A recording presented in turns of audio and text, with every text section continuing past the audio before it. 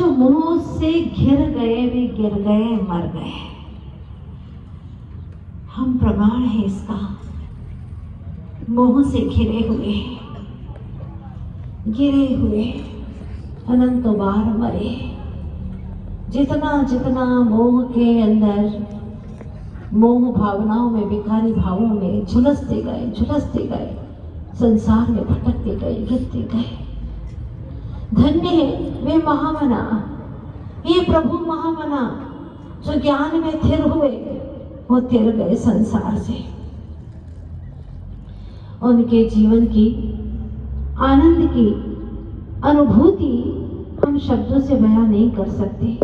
पता नहीं क्या चाहने के लिए मोह करते हैं, राग करते हैं, द्वेष करते हैं। कुछ मिलता नहीं, लौटता ही लौटता है। चेतन ग्रह बिखर बिखर जाता है। कहाँ हमें अपने जीवन को निखारना था और बिखेरते बिखेरते, दुखों को बटोरते बटोरते अनंत काल बिता दिया। इस संसार में रहकर के भी हम अपने परमात्मा तत्व के प्रति श्रद्धा कर सकते हैं और श्रद्धा रूप अनुभूति कर सकते हैं, जान सकते हैं समय ज्ञान से। जैसे कहते हैं कि जो कचरे में खाद देख लेता है, सागर में जिसे रत्न दिखाई दे जाते हैं, जिन्हें कीचड़ में कमल दिखाई दे जाता है, बीच में जिन्हें वृक्ष के दर्शन हो जाते हैं, पतझड़ के अंदर भी जिनको वसंत दिखाई देता है, समझ लेना कि वह आत्मा में भी परमात्मा का दर्शन कर लेता है। छिपे हुए परमात्मा तत्व का दर्शन कर लेता है। वो नयन को हम प्रणाम करते हैं, सम्यक नयन को, सम्यक दृष्टि के और पवित्र नयनों को, जिनकी दृष्टि सीधी परमात्मा तक जाती है। कोई भी प्रकार का अवरोध उन्हें अवरोधित नहीं कर सकता। हम कैसे कहें उन्हें अवरोध? जो सीधी उनकी दृष्टि तन को चीर कर का मतलब पार कर, मन को पार कर, भाव कर्मों को पार कर, द्रव्य कर्मों को पार कर और एकमात्र परम शुद्ध निर्मल परमात्मा को देख लेती है, वह दृष्टि धन्य है। मुझे भी वह दिव्य दृष्टि चाहिए नाथ। इसीलिए आपकी आराधना करना है अनंत आनंद सिद्ध भगवान। सिर्फ आपकी आराधना ही इसलिए कर रहा हूँ कि मुझे भी ऐसी पावन दृष्टि मिल जाए। ये जितने भी कर्म बाधक हैं मेरे जीवन में अनंत काल से, उन बाधक तत्वों को मैं दूर कर सकूं। आचार्य कहते हैं मैं दूर करने की जरूरत ही नहीं है, देखो ही मत। जितना देखोगे उतने तुम्हें बाधा पहुंचाएंगे। आपने श्वान को देखा है ना? श्वान भोगता है, पहले आपको देखता है और आप देख करके जैसे ही डरने लगते हो भोगना शुरू कर देता है। आप जितना डरते हैं वो और तेजी से भोगता है। आप बचने की कोशिश करते हैं, भागते हैं, वो तुम्हारे पीछे भागता है। और तुम जितनी तेजी से भागते हो श्वान उतनी तेजी से तुम्हारे पीछे भागता है। कर्म भी श्वान की भांति है, जितना डरोगे उतना डराएंगे। भूत जैसा है, अगर भूत से डरोगे तो वो तुम्हें बहुत डराएंगे और भूत से डरना छोड़ दो तो भूत भाग जाएंगे। सीधा सिंपल फंडा यही है, सीधी सी बात यही है कि अगर तुम डरोगे तो दुनिया डराएगी, तुम रोगे तो दुनिया रुलाएगी और तुम अगर डरना छोड़ दोगे तो दुनिया तुम्हारे लिए कभी भी डराने के लिए नहीं आएगी। ये निश्चित बात है। जब हम कर्मों से डरते हैं तो कर्म हमें डराते हैं। कर्म है क्या चीज? ना चीज है कर्म, वो तो जड़ है, पौधरिक है। उससे क्यों डरना? कैसा डरना? हम ही तो निमंत्रण देते हैं अतिथि से, डरने की कोई जरूरत नहीं है। तुम्ही ने बुलाया है अतिथियों को, कर्म रूपी अतिथि को हम ही ने तो बुलाया है, राग द्वेष करके निमंत्रण दिया है। अगर राग द्वेष नहीं करेंगे तो कर्म आएंगे क्या? बिल्कुल नहीं आएंगे। हम राग द्वेष करते हैं, तरह तरह के भाव करते हैं। 24 घंटे में कितने भाव करते हो बताइए आप लोग? 24 घंटे के आपके भाव, चलो आप कहोगे सोने में हमें पता नहीं रहता कि क्या क्या भाव कर लिए। भाव तो चलते रहते हैं अनवरत, लेकिन सोने में पता नहीं है। जागृत अवस्था के भाव मालूम है आपको? दिन भर में जागृति की अवस्था में कितने भाव किए? अगर लिपिबद्ध करोगे तो लिख पाओगे क्या? बोलो 24 घंटे के बहुत मुश्किल है, 1 घंटे के ही भाव लिखो। चलो कॉपी पेन दे देंगे आपको, आप लिखना शुरू करो, लिख ना पाओगे। तुम्हारे भावों की रफ्तार इतनी तेज है, इतनी तेज है कि तुम्हारी कलम उन्हें पकड़ नहीं सकती, नहीं पकड़ पाओगे। तुम्हारा ज्ञान उन्हें पकड़ नहीं पाता है, नहीं समझ पाओगे। जब तुम ही तुम्हारे भावों को नहीं समझ पा रहे हो, पकड़ नहीं पा रहे हो, तो औरों के भावों को पकड़ने की क्यों कोशिश करते हो कि ये कैसा है, क्यों है, मेरे प्रति क्या सोचता है, कैसा है इसका नेचर। अरे तुम नहीं पकड़ पाओगे, वो खुद ही अपने भावों को पकड़ नहीं पाता है, तुम क्या पकड़ पाओगे भाई? क्योंकि तुमने कर्मों को ऐसा न्योता दिया है कि तुम घर मालिक होकर के भी किराएदार हो गए हो, और वह किराएदार जैसा भी नहीं था, फिर भी भिखारी था, विकारी था। वह जड़ पुद्गल कर्म विकारी भी नहीं कह सकते, क्योंकि विकारी भी चेतनात्मा होता है, कभी भी पुद्गल विकारी नहीं होता है। इससे भी निम्न गति को प्राप्त है, फिर भी उसको तुमने अपने पूरी घर की कमान दे दी। क्या कहें, अपनी अनमोल संपत्ति, कितनी संपत्ति है तुम्हारे पास में मालूम है आपको? नहीं मालूम है ना, धीरे से बता रही हूँ मैं आपको। अनमोल संपत्ति, 3 लोक की जड़ संपदा एक तराजू के पलड़े में डाल दो, और तुम्हारी चैतन्य निधि को दूसरे पलड़े में रख दो, तुम्हारा चैतन्य निधि का पलड़ा भारी पड़ेगा। ओ हो, ऐसी अनमोल निधि है तुम्हारे पास में, फिर भी अनाथ जैसे निर्धन गरीब बने, दर दर के भिखारी बने। ओहो, इतनी अद्भुत निधि के स्वामी होकर के तुमने अपनी उस निधि की तिजोरी की चाबी, ये निधि किसमें है? उपयोग रूपी तिजोरी में। उपयोग रूपी तिजोरी में निधि भरी पड़ी है, अनंत अनंत कभी ना खुले ऐसी निधि, पर उसकी चाबी तिजोरी की उपयोग किसके हाथों में थमा दिया है? कर्मों के हाथों में। अब बताओ, ऐसे वैसे किसी के भी हाथ में तुम थमा दोगे तो क्या दुर्दशा होगी? पता चला खोलने के बाद में, जब ऐसे चोर के हाथ में चाबी दे दी थी, खोला उसको तो पता चला कि उसमें से कुछ नहीं बचा, कुछ नहीं बचा, इतना सा बचा है। लेकिन आत्मा के धन की और उसके तिजोरी की महिमा तो अद्भुत है। अनंत काल से चोर लूट रहे, फिर भी मेरे धन में कमी नहीं आई, आज भी वही अनंत धन मुझ में भरा पड़ा है। ये समय सार ग्रंथराज की बात है भाई। अनंत काल से तुम्हारा ज्ञान काम कर रहा है कि नहीं कर रहा है बताओ? अनंत काल से कर रहा है। जब से तुमने जन्म लिया, इस पर्याय की बात करती हूँ, वो तो याद है ना आपको? तब से तुम्हारा ज्ञान काम कर रहा है। अनवरत एक पल के लिए भी थमता नहीं है। ज्ञान निधि कम हुई है क्या? बोलो, नित नए विचार। क्या ज्ञान रूपी निधि है, अनमोल निधि है, लेकिन उसको हमने लगा दिया, कर्मों के हाथों में दे दिया, सौंप दिया। मेरी कर्मों ने दुर्दशा की है, मेरी कर्मों ने दुर्दशा की है, मेरी ज्ञान निधि लूट ली है, इन कर्मों ने दुर्दशा की है। प्रभु कहते हैं, दुर्दशा तूने कराई है, अपने हाथों से कराई है। चाहे तो अभी भी तू चाबी ले ले, सम्यक ज्ञान की कुंजी ले ले अपने हाथ में।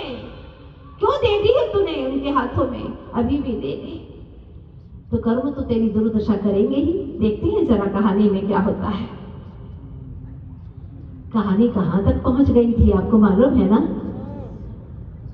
राजा की बेटी विवाह के योग्य हो गई, दूर न जाए, विरह न सहना पड़े, तो उन्होंने सुज्ञानी नामक मंत्री को बुलाया।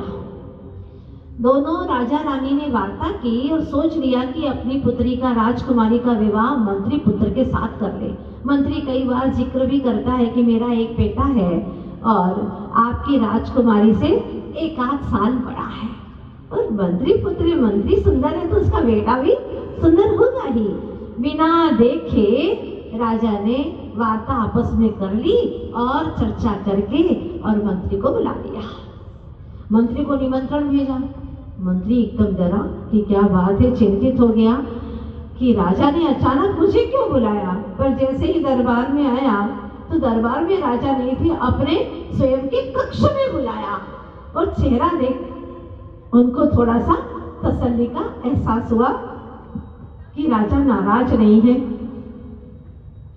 बड़े ही अच्छे से बुलाते हैं, आइए आइए मंत्रीश्वर, आइए बैठिए, आज्ञा दीजिए राजन, आज मैंने अपने कक्ष में बुलाया है, आओ बैठो मेरे पास में। राजा के पास में? नहीं नहीं, मैं नीचे के आसन पर बैठूंगा। कहिए राजन, क्या आज्ञा है? आपको एक शुभ समाचार दे रहा हूं। मुझे? हाँ हाँ, कहिए कहिए राजन। अपनी जो सुंदरी है ना राजकुमारी, उसका विवाह। किस राजकुमार के साथ में राजन? कौन से राजकुमार के साथ में? आपके कुमार के साथ। मंत्रीवर? हाँ, आपके कुमार के साथ में।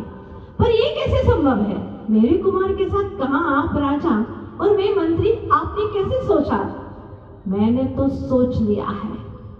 तुम्हारा व्यवहार मैं इतने दिनों से देख रहा हूं, लेकिन मैं राजा नहीं हूं। मंत्री चिंतित है। एक और नदी है, दूसरी तरफ शेर है। इनकार करता है तो कहीं राजा क्रोधित न हो जाए, और हाँ कहता हूं तो भविष्य अंधकारमय है। आखिर क्यों? ये रहस्य की बात है।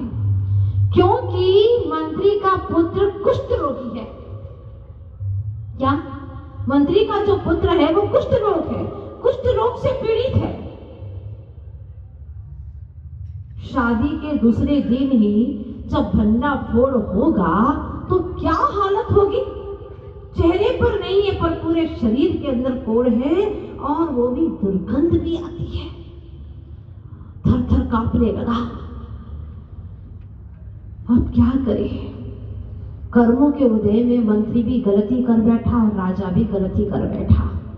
कर्मों का उदय, क्योंकि सब कुछ कर्मों के ऊपर ही सौंपना होगा। मैं किसकी गलती बताऊं? आज तो समय वैसे भी बहुत खराब है, किसी की गलती बता ही नहीं सकते। बाप बेटी की गलती नहीं बता सकता। सुसाइड करने का डर दिखाता है वहां, क्योंकि व्यक्ति के अंदर अब सहन करने की सामर्थ्य खत्म होने लगी। पहले के लोग बहुत सहनशील हुआ करते थे, अच्छे से भोजन करते थे, मंत्र जाप करा करते थे, भावों में विशुद्धि आती थी मंत्र का जाप करने मात्र से। लेकिन अब षड्यंत्र ज्यादा करते हैं, मंत्र कम करते हैं। इसलिए उनकी अंतर की शक्तियां नदारद होने लगी। सोचने लगा कि क्या करूं। राजा ने तो मंत्री पुत्र के साथ संबंध तय कर लिया, जिस व्यक्ति को कभी देखा ही नहीं है, पहचानता ही नहीं है, और मंत्री हाँ कह करके गलती कर बैठा। अब दोनों की गलती। यद्यपि आप लोगों से मैं पूछना चाहती हूँ कि ऐसी स्थिति होती तो मंत्री कह सकता था बड़ी विनम्रता से, राजा मंत्री की उदारता पर प्रसन्न भी हो जाता है ना, कि मैंने इतनी बड़ी बात रखी और आपने इतनी उदारता से कह दी, किंतु मंत्री ने भी बात छिपा दी। कर्मोदय से विचार भी वैसे ही निकलते और भाषा भी ऐसी ही निकलती है। बुद्धि कर्मानुसारिणी कहा है, नीति वाक्य है क्षत्र चूड़ामणि में। अहंकार अज्ञान यही तो जीव के विकार है। इधर मंत्री रात भर करवटे बदल रहा है। इस संकट से बाहर निकलने के लिए क्या करूं? क्या राजा को सच कह दूं? नंबर 1, या सुंदरी के कान में जाकर के कहलवा दूं किसी से, या फिर तीसरी बात है कि जो होगा सो देखा जाएगा। क्या करूं? कुछ नहीं समझ में आ रहा है।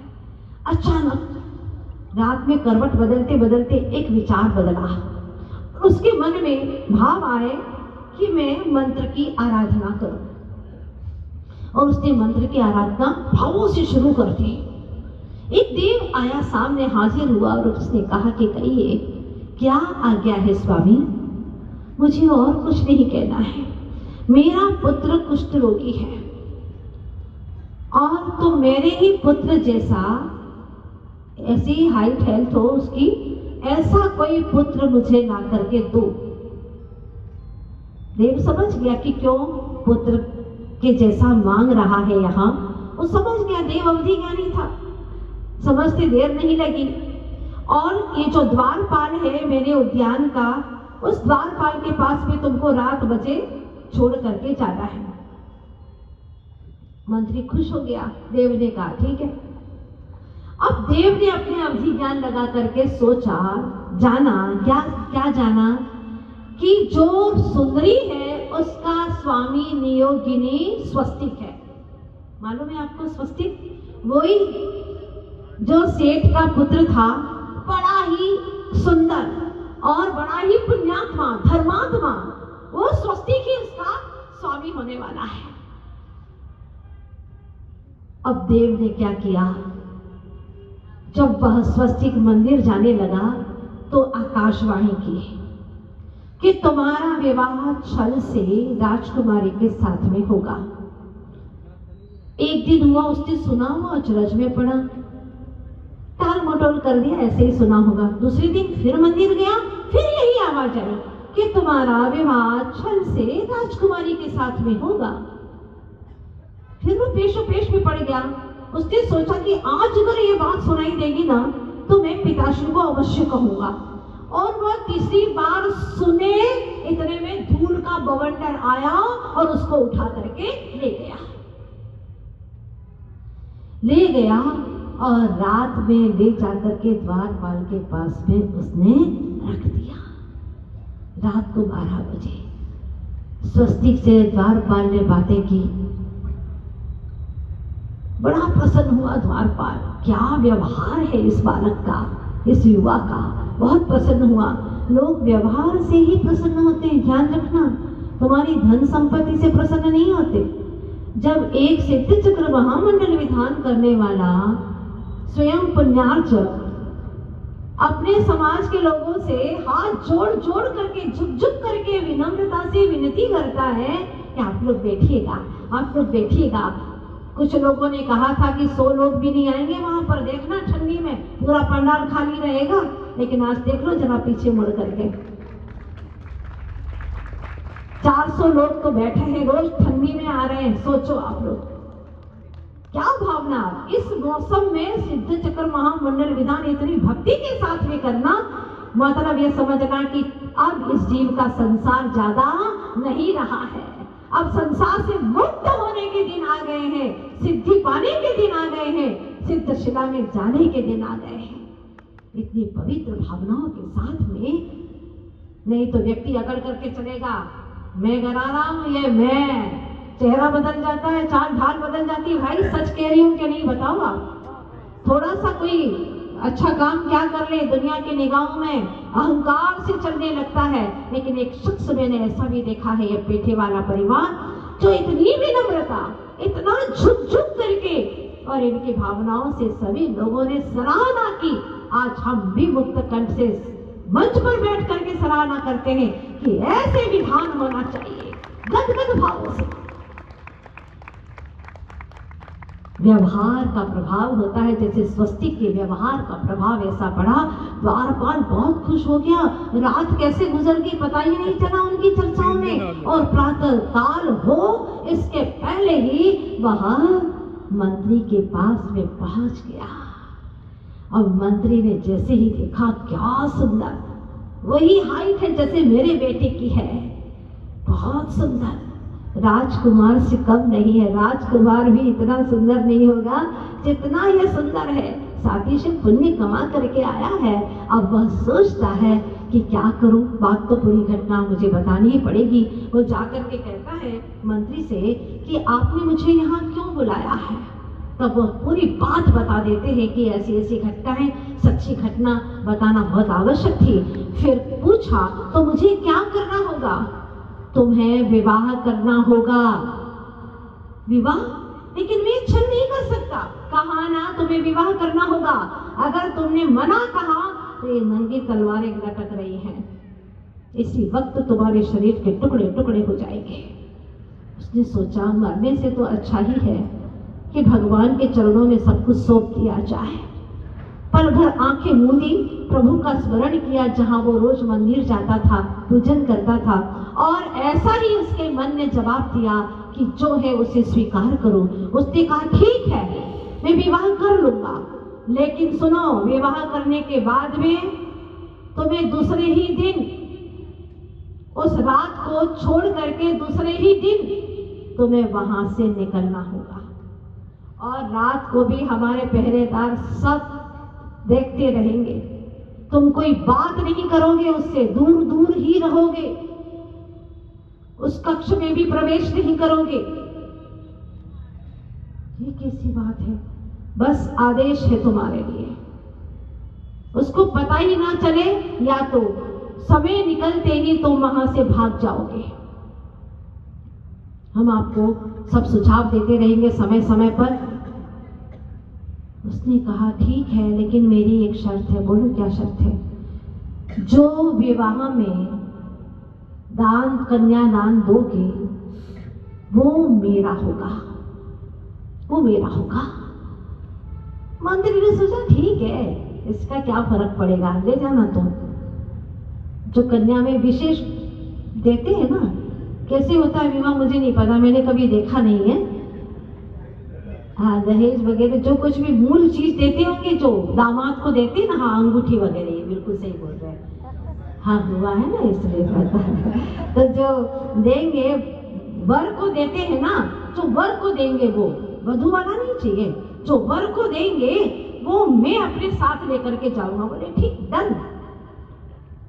अब विवाह संपन्न हुआ।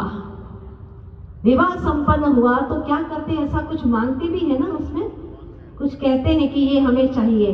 तो राजा से उन्होंने कहा कि मुझे 7 अश्वरत्न चाहिए। ठीक है, 7 अश्वरत्न दिए, बहुत सुंदर 7 अश्वरत्न उनको दे दिए। विवाह संपन्न हुआ।